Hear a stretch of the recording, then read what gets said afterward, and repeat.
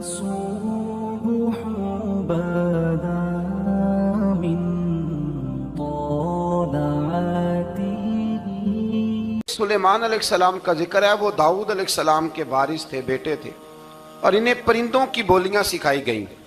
جنات اور انسانوں کے لشکر کا ایک فوجی ڈسپلن کے ساتھ ان کے پاس حاضر رہتے تھے. وہ جو ان کا لشکر تھا نا، اس میں انسان بھی تھے، جن بھی تھے، اور اس کے اندر پرندے بھی تھے. ان کا لشکر تھا، وہ ہمیشہ ان کے پاس رہتے تھے. حضرت سلیمان علیہ السلام گزر رہے تھے تو ایک مقام سے آپ گزرے جہاں چیونٹیاں بڑی کثرت کے ساتھ تھیں. تو ایک چیونٹی جو ان چیونٹیوں کی سردار تھی، ان چیونٹیوں کی بڑی تھی، اور مفسرین کرام نے یہ بھی لکھا ہے کہ وہ تھی بھی ایک آنکھ اس کی کوئی نہیں تھی، ایک ٹانگ اس کی کوئی نہیں تھی، لیکن اس حال میں بھی وہ چیونٹی جو تھی وہ چیونٹیوں کی قیادت کر رہی تھی. تو حضرت سیدنا سلیمان علیہ السلام کا لشکر جب وہاں سے گزرا تو وہ کہنے لگی یا ایھا النمل ادخلوا مساکنکم، کہنے لگی چیونٹیوں اپنے بلوں میں گھس جاؤ، کہیں ایسا نہ ہو کہ سلیمان علیہ السلام کا لشکر بے دہانی میں سلیمان کا لشکر توجہ نہ کرے اور تمہیں پاؤں کے نیچے مسل دے. لہذا اس طرح کرو کہ تم اپنے اپنے بلوں میں گھس جاؤ. حضرت سلیمان ابھی 3 میل دور تھے. تمام مفسرین نے لکھا ہے 3 میل دور تھے. تو وہاں سے چیونٹی بولی تو قرآن کہتا ہے کہ حضرت سلیمان اس کی بات سن کے ہنس پڑے. فتبسم ضاحکا، آپ اس کی بات سن کے ہنس پڑے کہ دیکھو یہ چیونٹی کیا کہہ رہی ہے. ذرا غور کرنا بات پر کہ حضرت سلیمان 3 میل دور فاصلے پر چیونٹی کی بات بھی سن لیتے. مولوی نے قرآن کی آیت پکی یاد کر لیا، انا بشر مثلکم، کہتا ہے حضور نے کہا میں تمہاری طرح کا بشر ہوں. نبی ہماری طرح ہوتے ہیں جی. تو وہ تو 3 میل دور چیونٹی کی آواز سن لیتے تھے. اس کے کان میں چیونٹی رکھو بلا، اسے کہو کہ بتا بلا کیا کہتی ہے. وہ جو بتائے گا پھر دوڑ لگا دے گا شاید. کان میں رکھو، اس کو کہو بتا چیونٹی کیا کہتی. اور اگر یہ لفظ نہ ہوتے قرآن کے کہ جب انہوں نے سنا تو ہنس پڑے، یہ جملے نہ ہوتے تو شاید اس کو بھی نہ مانتے. لیکن حضرت سلیمان نے سنی چیونٹی کی بات. اور اب اگلی بات کہنے لگا ہوں، بڑے خوبصورت لفظ لکھے ہیں مفسرین نے. فرماتے ہیں دیکھو ایک چیونٹی نے ایک جملہ بول کے، ایک چیونٹی نے ایک جملہ بول کے اپنے قبیلے کی خیر خواہی کی تو رب نے اس کا جملہ بھی قرآن میں بیان فرما دیا. تو جو ساری زندگی لوگوں کو جملے بول بول کے کہے رب رسول کی طرف آ جاؤ، تو اللہ قیامت میں اس کی بات کو قائم نہیں فرمائے گا. جو بھی کسی کی خیر خواہی کرے وہ ایک جملہ بول کے کرے، اور ہو بھی چیونٹی. تو اگر اللہ اس کا ذکر قرآن میں باقی رکھتا ہے تو میں اور آپ اگر کسی کی خیر خواہی کریں گے تو انشاءاللہ ذکر باقی رہے گا. شرط یہ ہے کہ کریں خیر خواہی. خیر خواہی کرو کسی کی، ایک جملہ بول کے بھی کرو، چیونٹی بھی ہو تو اللہ قرآن میں ذکر باقی فرما دیتا ہے. تو اللہ تبارک و تعالیٰ نے اس بات کا ذکر قرآن مجید میں فرمایا. اس پر کئی کچھ لکھا ہے. اسی طرح سے ایک بات اور لکھی ہے ہمارے مفسرین نے کہ حضرت سلیمان ایک دن اسی طرح نکلے، قحط پڑ گیا تھا، بارش نہیں ہوتی تھی. تو حضرت سلیمان باہر میدان میں نکلے دعا کرنے کے لیے، خشک سالی تھی. تو جب آپ گئے تو ایک چیونٹی اپنے پر پھیلا کے دعا مانگ رہی تھی. تو رب کریم نے فرمایا سلیمان آپ واپس چلے جائیں، بارش آ جائے گی پر آئے گی چیونٹی کی دعا پہ. تو حضرت سلیمان نے عرض کی مولا میں بھی تو اتنا لشکر لے کے آیا ہوں نا، تو چلو ہمیں بھی دعا کر لینے دے. تو چیونٹی کی دعا پہ برسا دینا پر دعا کر لینے دے. فرمایا نہیں آپ واپس جائیں، دعا نہ مانگیں. یا اللہ کیوں؟ فرمایا چیونٹی کا دل ٹوٹ جائے گا، وہ تو کہے گی کہ یہ سلیمان کے لشکر دعا پہ پھر بارش آئی ہے. تو آپ نہ کریں تاکہ اس کے دل میں یہ بات رہے کہ نہیں میرے رب نے میری دعا پہ بارش فرمائی. آپ جائیں، آج بارش آئے گی پر آئے گی چیونٹی کی دعا پہ. تو جو چیونٹی بارش کی دعا کرے قوم کے لیے، اللہ اگر اس کا ذکر قائم رکھتا ہے تو جو اپنی قوم کے لیے ہدایت کی دعا کرے. اور کبھی کبھی گردن جھکا کے دیکھا کرو کہ دل میں رسول اللہ کی امت کا درد کتنا ہے. اگر کہیں حضور کی امت کا درد ہے تو پھر انشاءاللہ ذکر قیامت تک باقی رہے گا.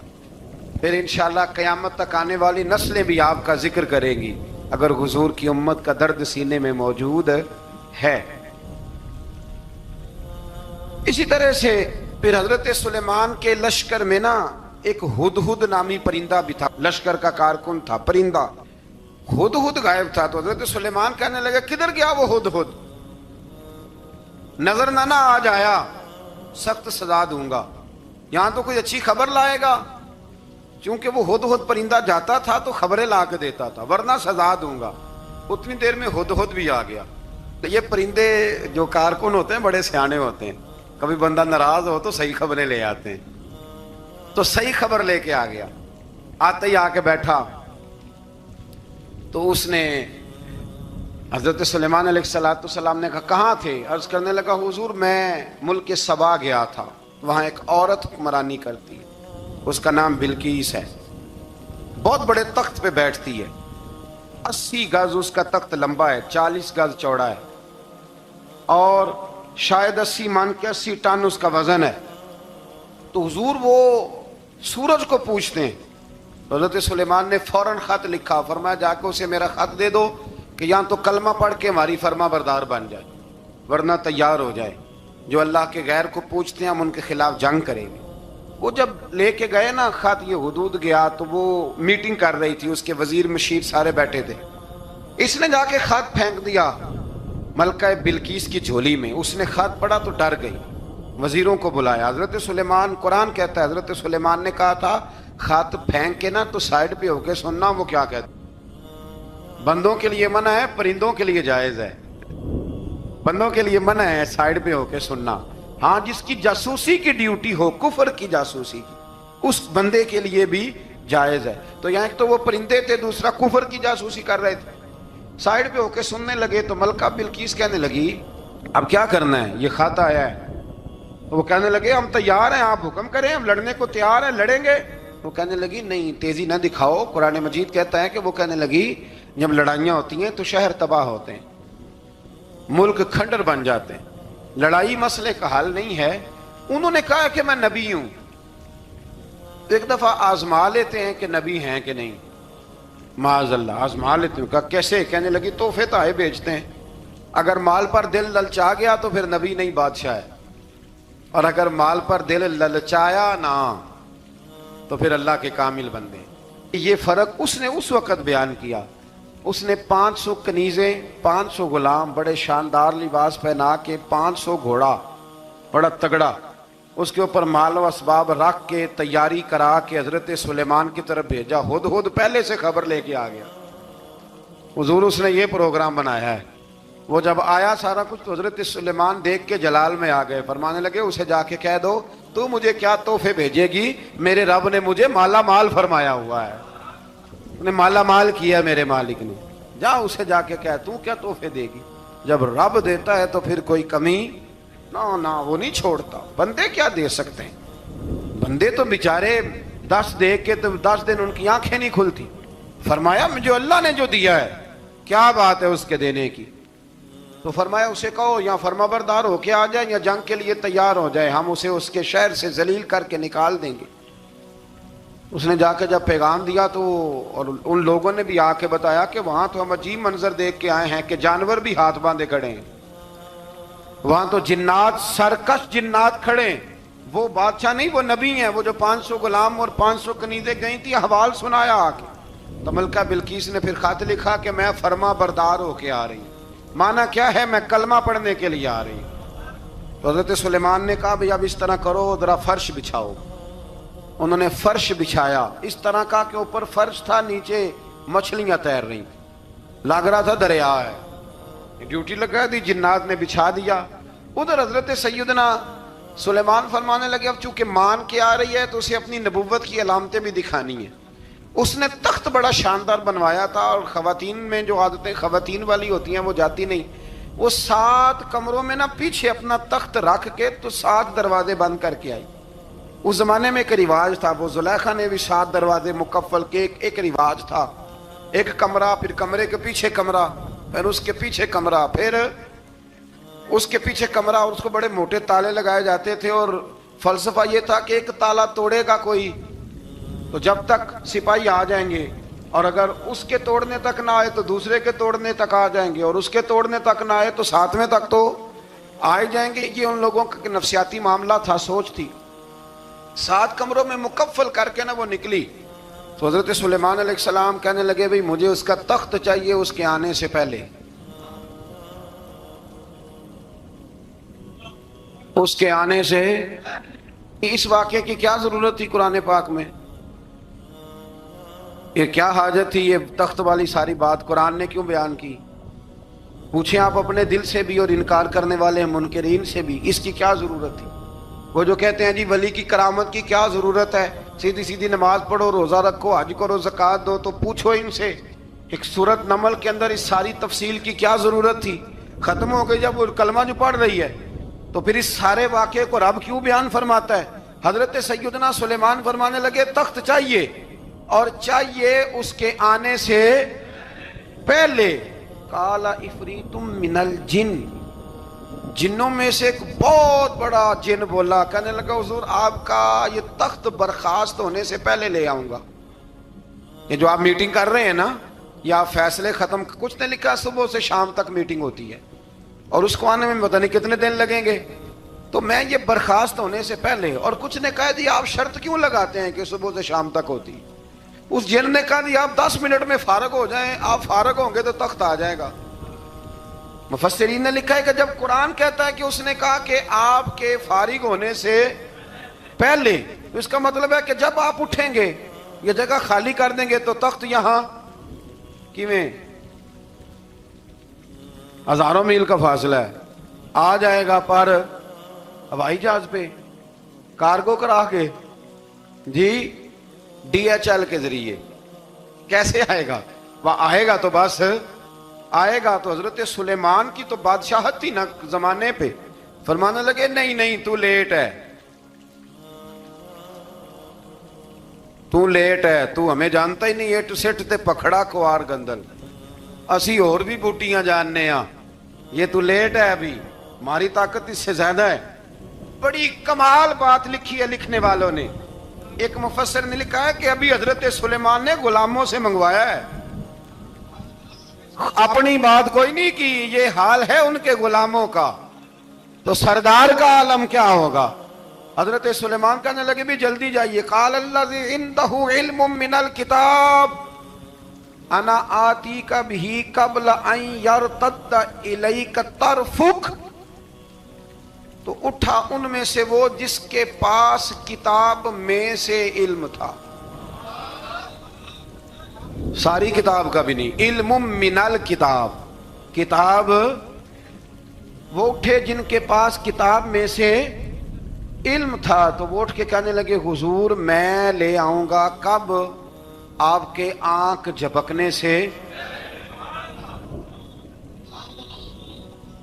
نہیں، آنکھ جھپکنے سے. بندہ تھا جن تھا، جن کی تو بات مانی نہیں انہوں نے. کیا کہا؟ آنکھ جھپکنے سے، میں آنکھ جھپکنے سے پہلے لے آؤں گا. تو حضرت سلیمان کہنے لگے تو ٹھیک ہے چل لا پھر، لا پھر. آنکھ جھپکنے سے بڑے ہی نہیں، پھر غصہ نہیں آتا ان پہ، پھر غصہ نہیں آتا. میرے شیخ کامل، مرشد اکمل، شیخ بحر و بار حضور غوث پاک جیلانی، حضرت غوث اعظم یوں کر کے شاگردوں کو، مریدوں کو سبق پڑھا رہے تھے، پڑھاتے پڑھاتے ہاتھ آگے کیا اور جب ہاتھ واپس آیا تو بھیگ گیا تھا سارا. تو شاگرد کہنے لگے حضور یہ کیا ہے؟ فرمایا تمہیں نہیں سمجھ آئے گی، چھوڑو تمہارے والی بات نہیں. خاصاں دی گل آما آگے نہیں مناسب کرنی، رہنے دو تم. کچھ وقت گزرا تو کچھ لوگ آ گئے، ابھی کلاس ختم نہیں ہوئی تھی، کپڑے بھیگے ہوئے ہو. وہ شاگرد پہلے ہی منتظر تھے. کہا تمہیں کیا ہوا؟ کہنے لگے دریا میں جا رہے تھے، اچانک ہچکولیں آنے لگے. تو ہم نے کوئی کسی بے عمل کا بازو تو نہیں نہ تھاما، ہم غوث اعظم کے ماننے والے ہیں. تو دریا میں کہا یا شیخ عبد القادر جیلانی شیئا للہ، اللہ کے راستے میں مدد کرو. تو کہنے لگے بس ایک ہاتھ ہی آیا ہے، اور یوں کشتی کھینچ کے باہر نکالی ہے. تو اب وہ شاگرد سارے چپ کر گئے، کہنے لگے جواب کیوں نہیں دیتے؟ انہوں نے کہا تم نے ہاتھ دیکھا ہے پہنچتا ہوا، اور ہم نے ہاتھ دیکھا ہے یہاں سے جاتا ہوا. تم نے پہنچتا ہوا دیکھا ہے، تو ہم نے حضرت بہاؤالحق نقش بند بخاری، ان کی ایک مریدنی تھی، اوپر چبارے پہ کسی نے اس کی عزت پہ ہاتھ ڈالا. चुबारे पे, ऊपर वाली मंजिल पे। उस मुरीदनी ने अपनी इज्जत बचाने के लिए छलांग लगा दी। जब वो नीचे गिर रही थी तो हजरत बहाउल्लाह नक्शबंद बुखारी पहुंच गए। नीचे कोई ऐसा बंदोबस्त कर दिया, कोई चारपाई बिछा दी, कोई ऐसा जिस पे वो आके आराम से गिरी और बच गई। हजरत साहब की तरफ देख के कहने लगी, हुजूर आप कब आए? फरमाने लगे, पुत्र जब तू चुबारे से चली थी तब मैं बुखारे से चला था। जब तू चुबारे से चली थी ना तब मैं बुखारे से चला था, और तेरे नीचे आने तक मैं भी पहुंच गया हूं। मैं भी माली दा कम राखी करना, फल कच्चे होण या पक्के, ये पीर मुरीदां दे सिर ते ही रहिंदा है। ये झूठे होण या सच्चे, ये पक्की गुलामी करें या कच्ची करें, पीर की भी मजबूरी होती है। क्या करें, पीर मुरीदां दे सिर ते ही रहिंदा है। ये झूठे होण या सच्चे, क्या किया जा सकता है। लेकिन ना नाफरमान बेटे का भी तो जायदाद में हिस्सा होता है ना। नाफरमान भी हो तो जायदाद में हिस्सा, तो चलो बाप नाराज रहेगा तो अल्लाह नाराज रहेगा, बात अलग है, पर जायदाद का हकदार तो है ना, चाहे नाफरमान ही है। पीर मुरीदां दे सिर ते ही रहिंदा है, ये झूठे होण या। फिर वो तख्त आ गया तो हजरत सुलेमान से पूछा, ये क्या है? काला हाजा मिन फजल रब्बी। फरमाने लगे, कुछ भी नहीं। हजरत सुलेमान कहने लगे, ये मेरे रब का फजल है। शायद सब मुफस्सिरीन ने बड़ी बड़ी बातें की हों, पर यहाँ एक काजी सनाउल्लाह पानीपती रहमतुल्लाह अलैह का फिक्रा मैं पढ़ रहा था, बड़ा मजा आ रहा था। काजी साहब फरमाने लगे इस आयत पे, काजी साहब कहते हैं जिन पर निरा फजल था, आज़ा मिन फजल रब्बी, निरा फजल, फरमाया उनकी तो इतनी ताकत है कि वो हजारों मील दूर से 80 गज लंबा 80 गज चौड़ा तख्त आंख झपकने से पहले ले आते हैं। और जिनके बारे में अल्लाह फरमाते हैं, बश्शिरिल मुमिनीना बिअन्ना लहुम मिनल्लाहि फदलन कबीरा। फरमाया महबूब अपने गुलामों को खुशखबरी दे दें, बाकियों पे निरा फजल था, इन पर तो फजल कबीर है, इन पर तो बड़ा ही फजल है अल्लाह का। तो फरमाया जिन पर फजल कबीर हो, एक नहीं, इस पर मैं बड़े दलाइल दे सकता हूँ। करामाते औलिया पर मैं बड़े ही दलाइल दे सकता हूँ, बड़े। गौसे आजम रदी अल्लाह तआला अन्हु के बाद बादशाह आया तो कहने लगा, पीर तब मानूंगा जब सेब खिलाएंगे। सेब का मौसम ही नहीं था। तो हजरत साहब आते ही उसे कहने लगे, अब तू मेरी विलायत को सेबों पे तो ना तोल। अब सेब खिलाए तो वली, या ना खिलाए तो वली कोई नहीं, ये तो अब मेरी विलायत को सेबों पे तो ना तोल। तो हजरत साहब ने यूं हाथ उठाया तो अल्लाह ने 2 सेब अता फरमाए। तो वहां जुमला है हुजूर गौसे आजम का, फरमाने लगे अगर अल्लाह हजरत मरियम सलामुल्लाह जो बनी इसराइल की वलिया हैं, वली है ना, वो नबी तो नहीं ना, औरत नबी नहीं हो सकती। फरमाया अगर अल्लाह उन्हें बगैर मौसम के फल दे सकता है, मैं तो मोहम्मद अरबी का नौकर हूं। फरमाया अब ना 2 सेब आए थे। तो वो कहने लगा मेरे तो दिल में एक सेब था ना, तो हुजूर गौसे आजम ने ना एक सेब मुझे दिया, एक मैंने खाया तो एक गौस पाक खाने लगे। कहते हो मैंने वो मुंह में रखा, जरा तुर्श था, तो मेरे चेहरे का वो रंग देख के ना, असर देख के कि तलखी महसूस, तो गौसे आजम कहने लगे मेरे वाला खा। एक उन्होंने काट के टुकड़ा दिया, कहते खाया तो बड़ा मीठा था। तो मैंने कहा हुजूर आए तो दोनों ही गैब से, तो आपके वाला मीठा है, मेरे वाला कड़वा है। तो आप फरमाने लगे आए तो दोनों गैब से थे, पर एक को जरा जालिम के हाथ लग गए हैं ना, उसको तंबीह भी कर दी कि जुल्म से बाज आ जा, तंबीह भी कर दी। पर मैं हाथ जालिम के लगे इसलिए तुर्श हो गया, सियाना बन। एक नहीं 20 दर्जनों, लेकिन पता नहीं क्यों लोग अड़ गए, पता नहीं क्यों कड़ के आ गए करामत औलिया के मामले में। बिल्कुल अभी किसी हदीस में ये नहीं आया कि इस जमाने में वली होंगे तो इस जमाने में वली नहीं होंगे। हुजूर ने फरमाया मेरी उम्मत कभी गुमराही पर जमा नहीं होगी। इकबाल कहते हैं औलिया क्या होते हैं, औलिया क्या हैं, जवासीसुल कुलूब। इकबाल कहता है वली का बहुत बड़ा वली तुमने देखना हो तो उसे देखो जो तेरे दिल का जासूस है। चलो ये मुश्किल बात है, मैं नहीं छेड़ता, लेकिन जो तेरे वो जासूसी करता है, पर करता है तेरे दिल की, वो तेरे दिल का जासूस होता है वली। और उस पर हुजूर की हदीस है, फरमाया इसकी फिरासत कल्बी से डर, ये अल्लाह के नूर से देखता है, डर इसकी फिरासत कल्बी से, अल्लाह तौफीक अता फरमाए। 12 इस वली का नाम था आसफ बिन बरखिया। आसफ बिन बरखिया जी हजरत सुलेमान के वजीर थे। वो आई मलका बिल्कीस, और जब वो आई ना तो उसने देखा कि ये तो आगे सामने हजरत सुलेमान बैठे हैं, और जो रास्ता है ना दरमियान में वो फर्श है कि दरिया है, समझ नहीं आ रही। तो उसने ना अपना यूं करके ऊपर کپڑا اٹھانا شروع کر دیا کہ نیچے پانی ہے. تو حضرت سلیمان کہنے لگے چلتی آ, نیچے کچھ بھی نہیں. اس نے پیر رکھا, نیچے مچھلیاں بھی تیرتی جا رہی تھیں. حضرت سلیمان علیہ الصلوۃ والسلام, آج بھی اللہ نے توفیق دی ہے نا, لوگوں نے اس طرح کی تعمیرات بعد میں کی ہیں, لیکن اس کے موجد, اس کے پہلے بنانے والے حضرت سلیمان ہیں اللہ کی دی ہوئی توفیق سے. تو وہ ملکہ آپ کے پاس آئی, پھر وہ آپ کی فرما بردار ہو گئی. اور بعد مفسرین نے یہ لکھا ہے کہ اس نے جب کلمہ پڑھا تو پھر اس کا نکاح بھی حضرت سلیمان سے ہوا. حضرت سیدنا لقمان اپنے بیٹے کو نصیحت کرتے ہیں, اور قرآن مجید نے سورہ لقمان کے اندر آپ کی ان نصیحتوں کا ذکر فرمایا ہے. اللہ کریم نے ارشاد فرمایا کہ حضرت لقمان, ان کی جو بات انہوں نے اپنے بیٹے کے ساتھ کی, فرمایا وَلَا تُصَعِّرْ خَدَّكَ لِلنَّاسِ, اے میرے بیٹے لوگوں کے ساتھ اپنے رخ کو نہ پھیرا کر, غرور کے ساتھ اپنے لب و لہجے کو پھیر نہ لیا کر لوگوں کی طرف سے. اور وَلَا تَمْشِي فِي الْأَرْضِ مَرَحًا, اور زمین پر اکڑ اکڑ کے نہ چلا کر.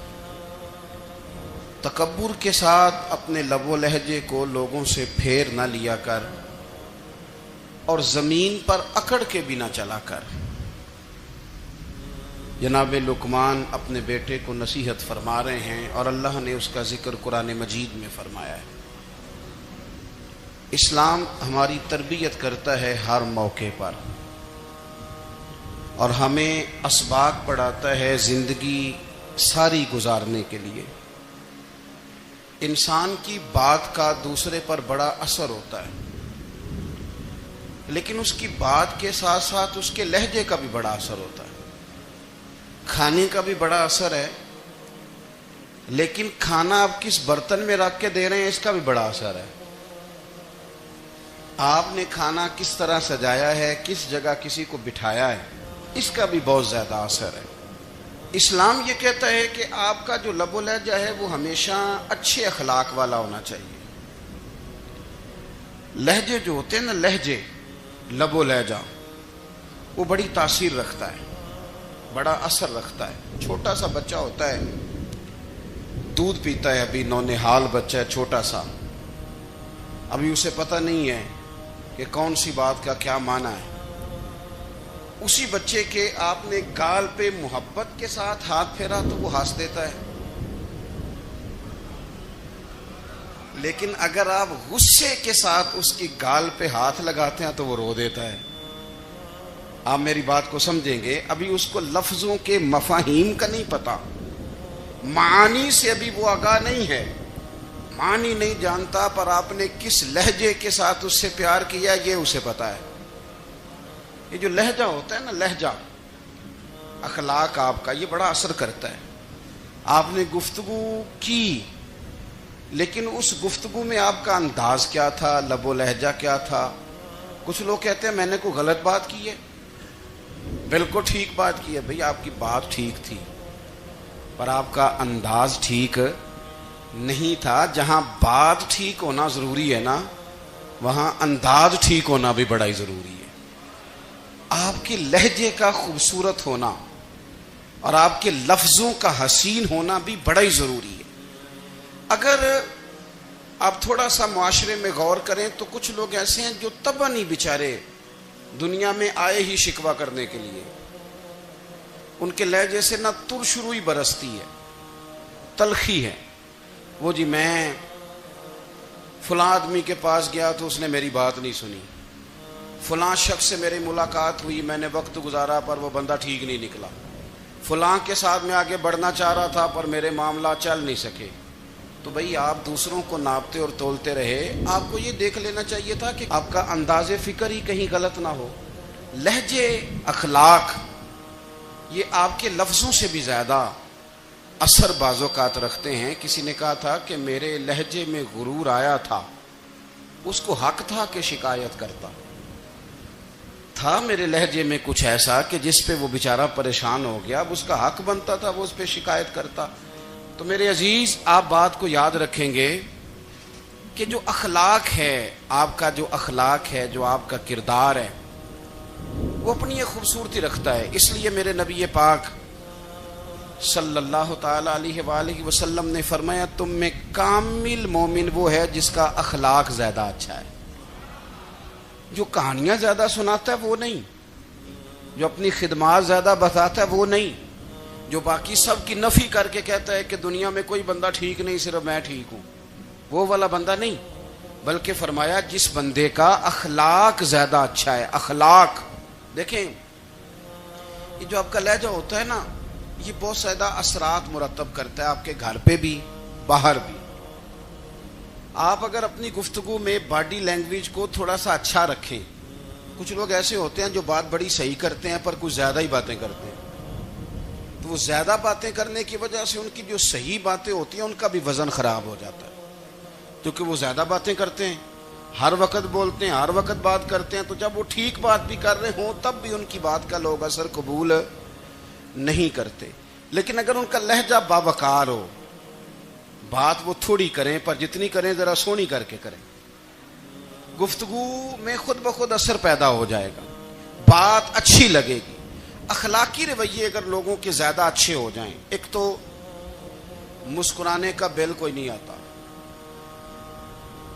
اس کے پیسے کوئی نہیں لگتے, اور یہ بھی شکر ہے ابھی تک اس پر ٹیکس بھی کوئی نہیں, یہ بھی مقام تشکر ہے. تو اگر آپ بات کریں اور اس میں تھوڑی سی مٹھاس پیدا کر لیں, آپ تھوڑی سی بات میں نا مٹھاس. میرے ایک کلاس فیلو ہیں, تو وہ تقریر کر رہے تھے اور میں سن رہا تھا, تو مجھے بعد میں کہنے لگے آپ تبصرہ کریں میں نے کیسی تقریر کی ہے. یہ ہوتا ہے نا جی, بعض اوقات دوست بیٹھتے ہیں بے تکلف تو کئی دفعہ کچھ باتیں ایسی ایک دوسرے کے ساتھ کرتے ہیں. تو مجھے کہنے لگے آپ بتائیں کہ میں بات کر رہا تھا تو کیسی تھی. تو میں نے کہا جب آپ بات کر رہے تھے تو میں ڈر رہا تھا, مجھے لگ رہا تھا کہیں آپ لڑ نہ پڑیں. بھئی آپ اطمینان سے بات کریں, آپ تسلی سے بات کریں, آپ خندہ پیشانی کے ساتھ بات کریں. میرے نبی پاک صلی اللہ تعالی علیہ وسلم نے فرمایا, مسلم شریف کی حدیث ہے, حضور فرماتے ہیں نیکی کو کبھی چھوٹا نہیں سمجھنا, نیکی کو حقیر نہیں سمجھنا. کچھ نہ ہو سکے تو اپنے بھائی سے مسکرا کے بات ہی کر لیا کرو. بات کرو تو تمہارے لہجے میں ترش روئی نہ ہو. بعض اوقات آپ تلخ بات کرتے ہیں, آپ کا لہجہ تلخ ہوتا ہے تو آپ کی صحیح بات بھی قبول نہیں کی جاتی. لیکن اگر آپ کے لہجے میں مسکراہٹ ہو, آپ کے لہجے کے اندر خوبصورتی ہو, تو آپ کے اپنے بھی آپ کے بیگانے بھی سب کے سب آپ کی بات کو تسلی کے ساتھ سمجھنا وہ گوارا کریں گے. اسی طریقے سے ہمارا دل کرتا ہے کہ لوگ ہماری بات سنیں, ہمارے گرویدہ ہوں, ہم جو پیغام دینا چاہتے ہیں وہ پیغام لوگ اچھے طریقے سے قبول کریں, اس پر لوگوں کی توجہ زیادہ ہو, یہ ہمارا شوق ہوتا ہے. اور دنیا میں اب تو فیمس ہونے کا شوق بڑا بڑھ گیا ہے, اب بڑا بڑھ گیا ہے. اب تو لوگوں کو نا شاید لوگ مقبولیت اسی کا نام لیتے ہیں کہ میرے اتنے لائکس ہیں, اتنے فالور ہیں, اتنے سارے لوگ ہیں تو شاید میں بڑا مقبول ہوں. یاد رکھنا قابلیت سے زیادہ قبولیت ضروری ہوتی ہے. فالور کیا کریں گے اگر رب بھی راضی نہ ہوا تو, لائکس کیا کریں گے. اگر تو قبول ہو جائے تو پھر چلو کسی لائکس کا بھی فائدہ ہے, کسی فالور کا بھی. اور اگر قبول نہ ہو تو پھر کوئی فائدہ. جنوں پریتم اپنا آنکھ ہی نہ وہ اجے سہاگن ہو ہی نہیں. تو جب وہ قبول کر لے پھر تو بڑی بات ہے, اور اگر قبولیت نہ ہو تو پھر بڑے بڑے مجمع بھی کوئی فائدہ نہیں دیتے. ہماری خواہش ہوتی ہے کہ لوگ ہمیں جانیں, لوگ ہمیں پہچانیں, ہمارا بڑا نام ہو, ہمارا بڑا ذکر ہو, ہمارے بڑے تذکرے ہوں. تو میرے نبی پاک صلی اللہ تعالی علیہ وسلم نے ارشاد فرمایا, حضرت ابو ہریرہ رضی اللہ تعالیٰ عنہ روایت کرتے ہیں, حضور فرمانے لگے تم مال کے ذریعے لوگوں کو اپنا گرویدہ نہیں بنا سکتے, پیسے دے کے لوگوں کو پیچھے نہیں لگا سکتے. کتنے کو دو گے؟ لیکن نا پیسوں سے تو بندے کا لالچ شروع ہو جاتا ہے. ایک دفعہ دیں, پھر دوسری دفعہ دیں, پھر تیسری دفعہ دیں. روز دیں گے تو بندہ راضی ہوگا, اور اگر آپ نے 99 دفعہ دیا, ایک دفعہ نہیں دیا تو وہ ناراض ہو جاتا ہے. تو کتنا کو لالچ پورا کریں گے. تو حبیب پاک علیہ الصلوۃ والسلام فرمانے لگے تم پیسے دے کے لوگوں کو اپنا گرویدہ نہیں کر سکتے. ہاں خندہ پیشانی سے حسن اخلاق سے ملو گے تو لوگ تمہارے گرویدہ ہو جائیں گے.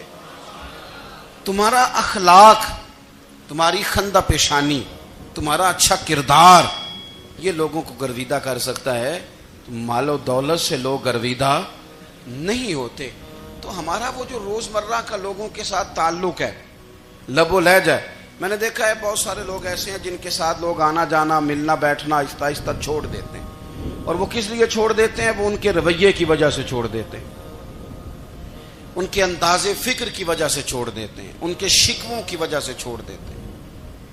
مزاج ہوتا ہے نا ہمارا کہ ہمیں شوق ہوتا ہے تعلق زیادہ لوگوں کے ساتھ ہو، اور پھر یہ بھی شرط ہوتی ہے کہ میں جس کے پاس جاؤں وہ مجھے یہی کہے کہ تو میرے ساتھ ہی پیار کر. ایک صاحب مجھ سے کہنے لگے کہ یہ میں محفل کراتا ہوں، آپ بھی تشریف لائیں، اور میں 20 علماء کو بلا چکا ہوں اور بڑے بڑے نامور نام انہوں نے میرے سامنے لیے. میں نے ان سے پوچھا کہ جو نام آپ نے لیے ہیں اور آپ کی تصویریں بھی ساتھ ہیں، میں الحمدللہ تسلیم کر گیا ہوں آپ کی بات کو، لیکن سوال میرا یہ تھا کہ کیا آپ نماز بھی پڑھتے ہیں؟ 21 علماء کو آپ نے بلایا یا 20 کو بلایا اور بڑے بڑوں کو بلایا، اور مجھے بھی آپ دعوت پیش کر رہے ہیں، تو نمازی بھی آپ ہیں، نمازی بھی ہیں. کہنے لگے آپ دعا کریں میں نماز پڑھنا شروع کر دوں. میں نے ان سے کہا خدا کے بندے، اب اگر تو کسی اور کو بتائے گا کہ 20 اتنے بڑے لوگوں سے میرا تعلق کر پڑتا میں نماز بھی نہیں، تو لوگ کیا سوچیں گے کہ 21 مولوی مل کے بھی ایک بندے کو نمازی نہیں بنا سکے. تو آپ اپنے لب و لہجے سے صرف باتوں سے گرویدہ کسی کو کر لیں گے. آپ یہ دیکھیں کہ اخلاق کس طرح کا ہے، لہجہ کس طرح کا ہے، آپ کے بات کرنے کا انداز کتنا حسین ہے، اس لفظ کے اندر حسن کتنا زیادہ ہے. نبی پاک صلی اللہ علیہ وسلم بھی تبلیغ فرماتے، ہم بھی تبلیغ کرتے ہیں. میں اور آپ جب تبلیغ کرتے ہیں تو اس تبلیغ کے اندر شکوہ ہوتا ہے اور تنقید ہوتی ہے، اور بعض جگہ میں نے یہ بھی دیکھا ہے کہ طنز ہوتا ہے. طنز، ہم دوسرے کو دین کی دعوت رہے ہیں، لیکن ہمارے لب و لہجے سے طنز اور ترش روئی چھلکتی ہے. تو دولت کے پیچھے لگ گیا ہے، تو بالکل جاہل ہے، تو بالکل تیرے خاندان میں سے بھی کوئی نہیں ادھر آتا. آپ طنز کر رہے ہیں، آپ دعوت دین نہیں دے رہے. دعوت دین تو گلدستے میں رکھ کے پیش کی جاتی ہے، اس کی تو ایک خوبصورتی ہے، اس کا تو ایک حسن ہے، اس کی تو اپنی ایک جاذبیت ہے، اس کی اپنی ایک نورانیت ہے. صحابہ کرام علیہم رضوان فرماتے ہیں کہ حضرت سعد بن معاذ رضی اللہ تعالیٰ عنہ کا جنازہ تھا. اللہ کے پیارے محبوب صلی اللہ تعالیٰ علیہ وسلم نے جنازے کی امامت فرمائی، اور جنازے کی امامت کے بعد ابھی نہ قبر کے تیار ہونے میں کچھ ٹائم باقی تھا، تو حضور زمین پہ تشریف فرما ہوئے. لوگ قبر کی تیاری میں ہیں. بعض اوقات ہوتا ہے نا ابھی قبر نہیں تیار ہوئی، تو کہتے ہیں کہ لکڑی کے ساتھ حضور نے زمین کریدنی شروع کر دی، اور دیر تک حضور نے چہرہ نور کو زمین کی طرف جھکائے رکھا، گویا زمین شرف دیدار حاصل کرتی رہی. دیر تک چہرہ نور جھکا رہا زمین کی جانب، حضور نے رخ نور کو پھیر لیا. صحابہ کہتے ہیں کہ ہم نہ بڑے، جب حضور ہمارے قریب ہوتے تھے تو ہمارا خیال ہوتا تھا کہ رحمت کی برکھا ہے، اپنے اپنے حصے کا کرم اڈیل لے اپنے اوپر. فرماتے ہیں منتظر تھے کہ حضور کب ہماری طرف رخ انور پھیریں اور ہم کریم سے کوئی بات سن سکیں. ارشاد فرماتے ہیں کہ ہم بڑے شدید منتظر تھے. دیر کے بعد نبی پاک علیہ الصلوۃ والسلام نے چہرہ انور اٹھایا، دیر کے بعد چہرہ انور اٹھایا. یہ دیکھیں تبلیغ ہو رہی ہے، اور جب حضور نے چہرہ انور اٹھایا تو آنکھوں میں آنسو تھے، رو رہے تھے. اور 3 دفعہ حضور نے فرمایا، چونکہ قبر تیار ہو رہی تھی، 3 دفعہ نبی کریم نے فرمایا لوگو قبر آخرت کی منزلوں میں سے پہلی منزل ہے، اس کی تیاری کر لو، اس کی تیاری کر لو، اس کی تیاری کر لو. 3 دفعہ حضور نے یہ جملے دہرائے. کیوں؟ ایک میں تبلیغ کرتا ہوں اور اس میں نہ درد ہے، نہ رونا ہے، نہ وہ لب و لہجہ. ایک حضور دعوت دے رہے ہیں قبر کی تیاری کی، لیکن اس میں آنسو ہیں، اس میں خاص رغبت ہے غلاموں کے لیے. تو اپنی زندگی کے اندر جو ہمارا انداز تکلم ہے، ہمارا انداز گفتگو ہے، میں کہا کرتا ہوں کہ ہم نا دین کے لیے جب کلام کر رہے ہوتے ہیں تو شدت ہوتی ہے ہمارے جملوں کے اندر. بعض مقامات شدت کے ہوتے ہیں. آپ جہاد کی بات کر رہے ہیں، ناموس رسالت کی بات کر رہے ہیں، تو کسی جگہ آپ کے لب و لہجے کے اندر شدت کا ہو جانا برا نہیں ہے، بلکہ وہ اچھا ہے. لیکن میرے عزیز، ہر وقت ہی کچھ لوگ تلخ ہیں. انہیں کسی وقت بھی آپ ان سے ملاقات کر لیں، وہ لوگ آپ کو پریشان ہی نظر آئیں گے. حضرت سیدنا عبداللہ ابن عمر رضی اللہ تعالیٰ عنہ روایت کرتے ہیں کہ نبی پاک صلی اللہ تعالیٰ علیہ وآلہ وسلم نے ارشاد فرمایا کہ جنت میں ایسے بھی کمرے ہوں گے، جنت میں کچھ ایسے کمرے، کچھ ایسے مکانات بھی ہوں گے کہ باہر کھڑے ہوں گے تو اندر نظر آئے گا، اور اندر کھڑے ہوں گے تو باہر نظر آئے گا. یعنی ایک تو تم آئینے لگاتے ہو نا، وہ دیواریں اتنی شفاف ہوں گی کہ اندر باہر سے ان کا حسن دکھائی دے گا. حضرت سیدنا مالک اشعری رضی اللہ تعالیٰ عنہ بیٹھے تھے، کہتے ہیں میں نے فوراً عرض کی حضور وہ ملیں گے کس کو؟ وہ جو اتنے حسین گھر ہوں گے کہ دیواریں ہی شیشے کی محسوس ہوں گی، اندر باہر سے حسن کے جلوے دکھائی دیں گے، حضور وہ ملیں گے کسے؟ تو اللہ کے پیارے محبوب علیہ السلام نے فرمایا وہ اس کو ملیں گے جو گفتگو اچھی کرے گا، جو گفتگو اچھی کرے گا، لب و لہجہ اخلاق والا ہوگا، گفتگو اچھی کرے گا، لوگوں کو کھانا کھلائے گا، اور جب لوگ سو رہے ہوں گے تو وہ اٹھ کے اپنے رب کی عبادت کرے گا. اس شخص کو وہ مکانات ملیں گے جن کی دیواریں آئینے کی مانند ہوں گی، جن کا حسن تازہ ہوگا، جن کو اللہ تبارک و تعالیٰ نے اپنے فضل سے مزین کیا ہوگا، سنوارا ہوگا. ہم اگر تھوڑی سی توجہ کریں نا، کئی دفعہ وقت گزر جاتا ہے، لہجہ نہیں بھولتا، لہجہ یاد رہتا ہے. آپ تو 2 منٹ کے لیے غصے میں تھے نا، تو آپ نے کوئی بات کر دی کسی غریب کو، کسی شخص کو، آپ غصے میں تھے، آپ نے کہہ دیا، اس بیچارے نے سن لیا، لیکن وہ باتیں اسے سونے نہیں دیتی، بار بار یاد آتی. کوئی آپ کے ساتھ تلخ کلام کر دے نا، کبھی تلخ گفتگو کر دے، بندہ جب سامنے آتا ہے وہ باتیں یاد آ جاتی ہیں، تکلیف ہوتی ہے، اور وقت گزر جاتا ہے. لڑائیاں ہمیشہ چل نہیں سکتی. لڑائی کتنی دیر کی ہوتی ہے؟ 1 دن کی، 2 دن کی. قتل بھی ہوں تو اگر قاتل کو پھانسی بھی ہو جائے تو پھانسی کے بعد بالآخر لڑائی تو ختم ہو ہی گئی نا. لڑائی ہمیشہ چلتی، تلخی ہمیشہ چل سکتی نہیں. تلخی روٹین میں چلنے والا سکہ، کوئی سکے روٹین میں چلتے وقتی ہوتے. یہ جو غصے کا لب و لہجہ ہے، تلخی کا سکہ، یہ بھائی روٹین میں نہیں چلتا، اس نے ایک نہ ایک دن ختم ہو جانا ہے.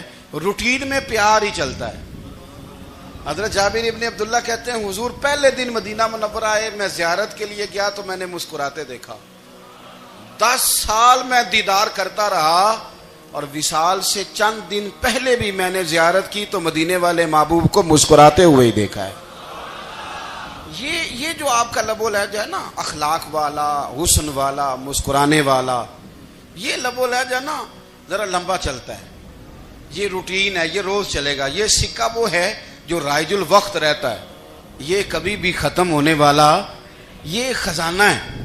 تو یہ جو آپ کا تلخ لب و لہجہ ہے، یہ روٹین نہیں. عارف رومی رحمۃ اللہ علیہ فرماتے ہیں کہ مثال دینے کے لیے بات سمجھاتے ہیں. فرماتے ہیں ایک شخص جنگل میں لکڑیاں کاٹنے جایا کرتا تھا تو شیر سے دوستی ہو گئی، یعنی ڈائریکٹ بادشاہ سے دوستی ہو گئی. اور بادشاہ بھی وہ جو جنگل کا بادشاہ ہے، جنگل کے بادشاہ سے دوستی ہو گئی. اب وہ لکڑہارا غریب آدمی تھا، لکڑیاں تو کاٹنی ہوتی تھی. تو وہ جنگل کا بادشاہ اعلان کر دیتا جانوروں کو کہ میرا دوست آیا، ایک تو کوئی تنگ نہ کرے، اور دوسرا یہ کہ سب لوگ مل کے اس کے ساتھ تعاون کریں. کبھی کوئی جانور لکڑیاں اکٹھی کراتا، کبھی کوئی اپنی پشت پہ گدھا، بیل، گھوڑا، خچر رکھ کے وہ لکڑیاں باہر چھوڑنے آتا. تو اب اس کی بڑی دھوم مچ گئی جنگل کے اندر. لکڑہارا مزدور تھا، وہ بادشاہ سے دوستی کر کے بادشاہ ہی بن گیا. وہ گھر آ کے نا بیوی کو اکثر بتاتا کہ میرا ایک دوست ہے، میں جاتا ہوں تو ساری پہلے ہی مخلوق کھڑی ہوتی ہے میرے استقبال کے لیے. دوستی جو بڑے سے ہو گئی ہے. بنا ہے شاہ کا مصاحب تو پھرے ہے اتراتا، وگرنہ شہر میں غالب کی آبرو کیا ہے؟ ہم نے تو پوچھتا ہی کوئی نہیں، یہ تو بنا ہے شاہ کا مصاحب تو پھرے ہے اتراتا، وگرنہ شہر میں غالب کی آبرو کیا ہے؟ تو وہ لوگوں کو بتاتا، بیوی کو بھی بتاتا، دوست ہے تو بیوی کہنے لگی اتنے تو تعریفیں کرتا، یہ نہیں بتایا کہ وہ جنگل کا شیر ہے، بس نیرا دوست بتا دیا۔ بیوی کہنے لگ گئی کہ تو اتنا جو اس کا ذکر کرتا ہے تو کسی دن بلا نا، بلا کسی دن تاکہ اس کی دعوت کریں۔ اب اس نے پھر نہ اس کو پردے میں رکھا، کیا کہتے ہیں آج کل، سرپرائز دینا ہے، مگر سرپرائز دینا ہے جی، پردے میں رکھا کہ وہ شیر ہے۔ تو وہ بلا لیا گھر، اب اس کے لیے کچا گوشت، ظاہر ہے شیر نے کچا گوشت دکھانا تھا۔ وہ کہنے لگی پکانا کس طرح کا ہے؟ وہ کہنے لگا جب وہ آئے گا پھر بتاؤں گا۔ اب وہ کچا گوشت 2-3 بکرے ذبح کر کے ڈال دیے، وہ آ گیا شیر۔ اور پھر امی کہتے ہیں جب وہ آیا نا تو اس کی بیوی نے دیکھا تو اس نے ایک سخت جملہ کہہ دیا، کہنے لگی اوہو میں سمجھی تھی پتہ نہیں کون ہے، اس طرح کے درندے تیرے یار ہیں، کتے بلے دوست بنائے ہوئے ہیں، یہ کیا بات ہوئی؟ خیر وہ شیر نے سن لیا، گوشت کھایا، وہ چلا گیا۔ اگلے دن لکڑ آ رہا، لکڑیاں کاٹنے گیا تو شیر نے ملاقات کرتے ہی لکڑ آرے سے کہا کہ یہ نا کلاڑی اٹھا اور میری پشت پہ نا ایک زخم کر دے۔ اس نے کہا نہیں میں یہ کام نہیں کرتا، تو میرا دوست ہے۔ اس نے کہا سن بھائی میں نے پیار سے کہا ہے تو مان جا، ورنہ میں ہوں شیر، میں نے تجھ سے منوا ہی لینا ہے، میں کوئی تکلیف دوں گا مناسب نہیں، تو کر۔ اس نے کلاڑی اٹھائی اور اس کی پشت پہ ایک زور سے زخم لگا دیا، خون بہنے لگا۔ اس نے کہا تو نے آج کے بعد آنا ہے، لکڑیاں کاٹنی ہے، تجھے کوئی کچھ نہیں کہے گا، بس یہ ایک حکمت تھی جو میں نے کیا ہے۔ قصہ مختصر، وہ آتا رہا، لکڑیاں ملتی رہیں، خدمت بھی ہوتی رہی، 6-8 ماہ گزر گئے۔ ایک دن شیر اس سے کہنے لگا یہ میرے ذرا بال اٹھا کے دیکھ، وہ جو تو نے زخم لگایا تھا وہ کہاں پہ ہے؟ اس نے وہ بال اٹھا کے دیکھا تو زخم ملا ہی نہیں، کئی جگہ پہ ٹٹولا کا یار یہاں تھا یہاں تھا یہاں تھا۔ شیر نے پھر کیا کمال ہی جملہ کہا، اس نے کہا کہ وہ جو کلاڑی کا زخم تو نے لگایا تھا نا وہ مکمل ہو گیا، لیکن تیری بیوی کا جو لہجہ تھا اور اس کی جو تلخی تھی وہ آج تک میرے ذہن میں موجود ہے، وہ ابھی بھی مجھے تکلیف دیتی ہے۔ بات سوچتا ہوں مجھے اس نے درندہ کہا، اس نے میرے بارے میں اتنے کچے اور کمزور اور سخت جملے کہے، تو وہ بات مجھے بھولتی، وہ آج بھی میرے ذہن میں اسی طرح گونجتی ہے۔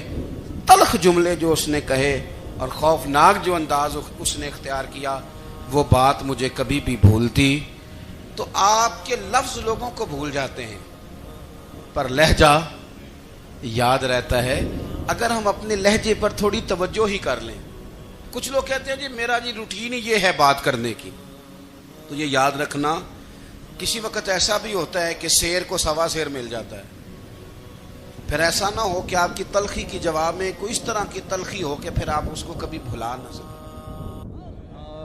اللہم صلی علی سیدنا و مولانا محمد، اللہم صلی علی سیدنا و مولانا محمد۔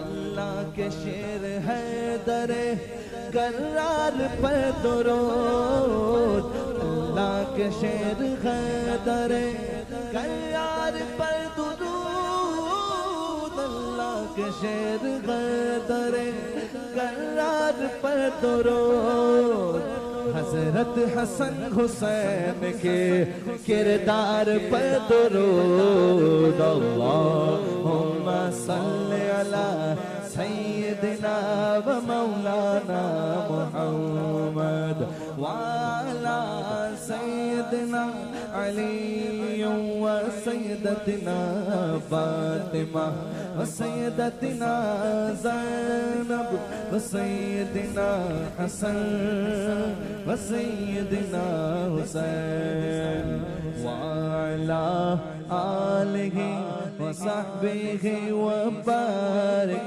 وسلم۔ زینب کی بارگاہ میں